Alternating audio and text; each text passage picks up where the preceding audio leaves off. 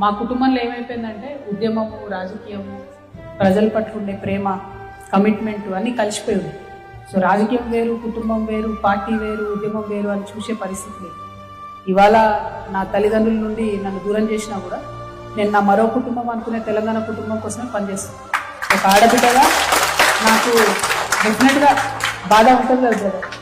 నేను జైల్లో ఉన్నప్పుడు కూడా నా పిల్లల కన్నా ఎక్కువ నేను మిస్ అయింది, బాధపడ్డది మా మదర్ గురించి, మా హెల్త్ గురించి. ఇప్పుడు మదర్ ఫాదర్ నుంచి నన్ను దూరం చేసి కొంతమంది క్షుణకానందం పొందుతుండొచ్చు. కాకపోతే నాకు ఇంకో పెద్ద కుటుంబం ఉన్నది. ఆ కుటుంబం యొక్క బాగోగులు చూసుకోవడానికి, ఆ కుటుంబం యొక్క సమస్యలు అడ్రస్ చేయడానికి, అంటే నాతో అంత అవుతుందా అన్ని సమస్యలు అడ్రస్ చేస్తున్నట్టు చేయలేకపోవచ్చు. కానీ నేను అడుగుతాను, బరాబర్ అడుగుతాను, అడిగే కాడికి అడుగుతాను, వీలైన కాడికి ఈ సమస్యలు సాల్వ్ చేయడానికి నా వంతు ప్రయత్నం నేను చేస్తాను. సో మరో కుటుంబాన్ని నేను తెలంగాణలో వెతుక్కుంటున్నాను. మీరందరూ ఇంత పెద్ద కుటుంబం ఉన్నారు, టెన్షన్ పడేదేం లేదు. బాగా ఖచ్చితంగా అవుతుంది, కానీ అంతకన్నా ఎక్కువ ధైర్యంతో ముందుకెళ్దామని